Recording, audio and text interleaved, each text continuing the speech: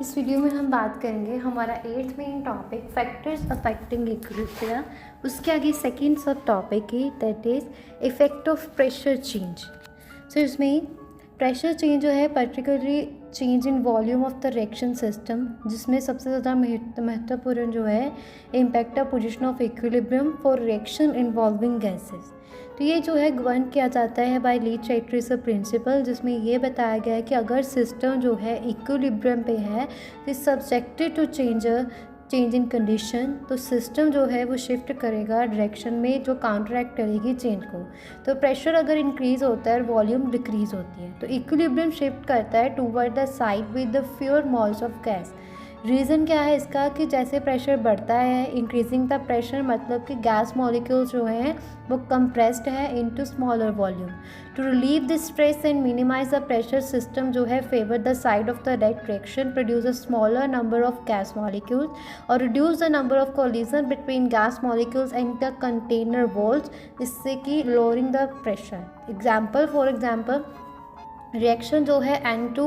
और 3H2 की, तो इसमें 2NH3 बनता है, दैट इज़ इक्विलिब्रियम। यहाँ पे 4 मोल्स है गैसेस रिएक्टेंट्स के, एक जो है N2 का और 3 जो है H2 के और 2 मोल्स जो है गैसेस प्रोडक्ट के 2NH3 के। अगर प्रेशर जो है वो बढ़ता है तो इक्विलिब्रियम जो है वो शिफ्ट करेगा टू द राइट और favouring the formation of ammonia NH3, क्योंकि ये जो है यहाँ पे मोल्स जो है गैस के वो फ्यूअर है। प्रेशर डिक्रीज वॉल्यूम इंक्रीज, तो direction of shift equilibrium shift करेगा towards the side with more moles of gas. Decreasing the pressure means कि गैस मॉलिक्यूल्स जो है उनके अंदर ज़्यादा स्पेस है टू ऑक्यूपाई और counteract the stress and increase the pressure, system favour the side of reaction जो प्रोड्यूस करेगा large number of gas molecules को। जैसे इंक्रीजिंग होगी increases the number of collisions और जिससे कि प्रेशर भी बढ़ेगा। एग्जाम्पल जैसे in the same direction N2 to 3H2 जिससे जो 2NH3 प्रोडक्ट बनता है गैसियस, तो अगर प्रेशर जो है वो डिक्रीज़ होता है तो इक्विलिब्रियम जो है वो शिफ्ट करेगा लेफ्ट साइड पे और favouring the decomposition of ammonia back into the nitrogen and hydrogen, क्योंकि रिएक्टेंट साइड जो है उसमें बहुत ज़्यादा मोल्स है गैस के। तो ये कब होता है अगर नंबर ऑफ मोल्स जो है गैसेस रिएक्टेंट के और प्रोडक्ट के इक्वल है, तो चेंजिंग प्रेशर जो है will have no effect on the equilibrium position और neither the forward nor the backward reaction can effectively minimize और increase the pressure as both sides have the same number of gas molecules. अगर reaction जो है H2 और I2